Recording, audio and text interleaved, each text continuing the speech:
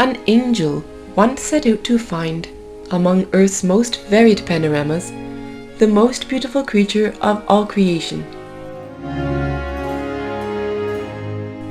He was touched by the simplicity of the plants, and even the perfect order he beheld in the animal kingdom.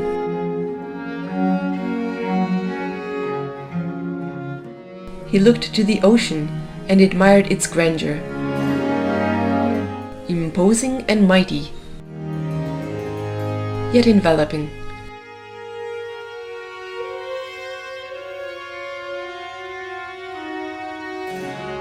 Now calm and rich in color and variation, now violent, furious, and impossible to subdue. At a certain point, the wind drew his attention. The gentle breezes caressing the plants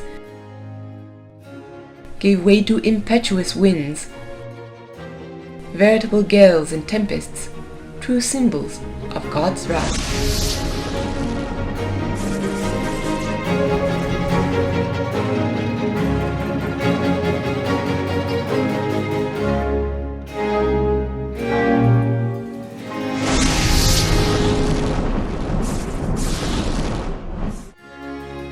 As the wind grew calm, he next became fascinated with the trees, whose vigor and fruitfulness manifest God's bounty.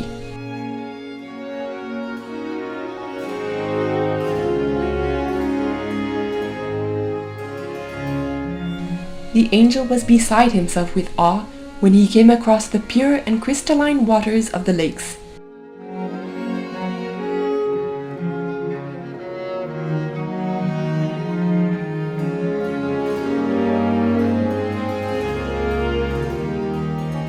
And when he discovered the heat of fire, God's instrument for the purification of the earth.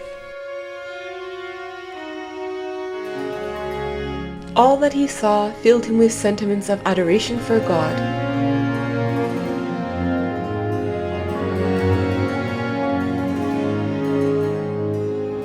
Yet he had found no creature who might embody and resume the excellent aspects of God distributed among all the different beings.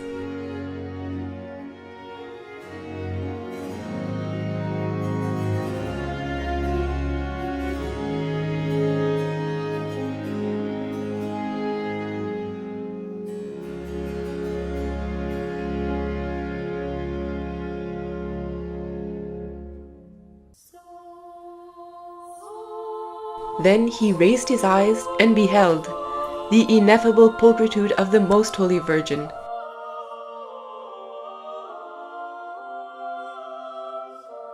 It was then that he understood that God united in her the splendor of all his attributes, for in her virginal womb the second person of the Blessed Trinity would take flesh.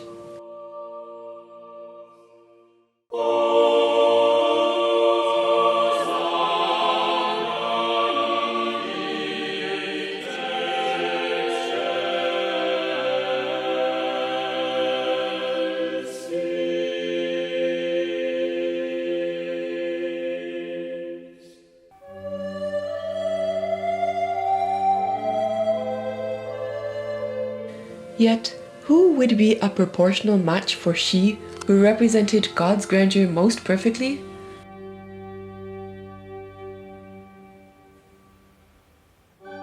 Which creature would have sufficient majesty to be the spouse of the Queen of heaven and earth? Where to find the alter ego of this lady whom God would call his mother?